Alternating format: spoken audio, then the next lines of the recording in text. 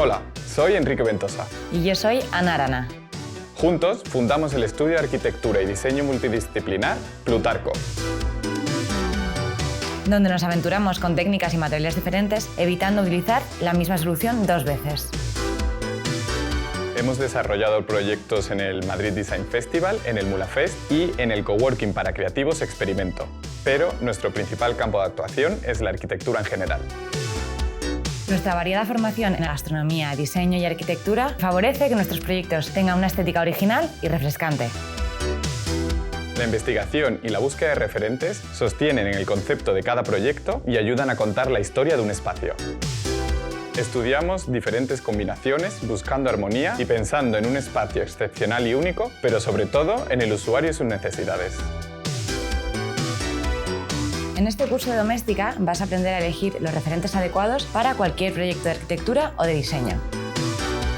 Te enseñaremos cómo a través de la investigación podrás encontrar material inspirador para generar un proceso creativo e incorporar un valor añadido, el concepto con sus referentes. Como proyecto final buscarás referencias para un proyecto, los registrarás en un moodboard y los aplicarás a un espacio concreto. Te enseñaremos la importancia de dedicar tiempo a buscar referentes y cómo son la investigación activa y pasiva. También te enseñaremos a ordenar toda la información y la importancia de saber las intenciones del cliente. Antes de materializar el concepto, es importante conocer el espacio. Por eso te enseñaré cómo analizarlo en un plano.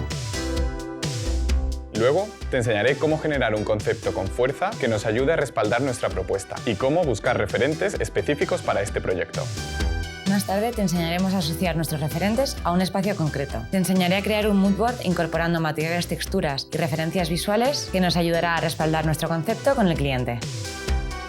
Luego, veremos cómo ha sido el proceso de ejecución, el resultado final y cómo hemos aplicado nuestros referentes.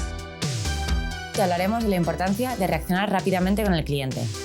Para finalizar, te ayudaremos a encontrar referentes para proyectos con diferentes escalas y grados de complejidad y compartiré contigo algunos consejos finales que te servirán de gran ayuda.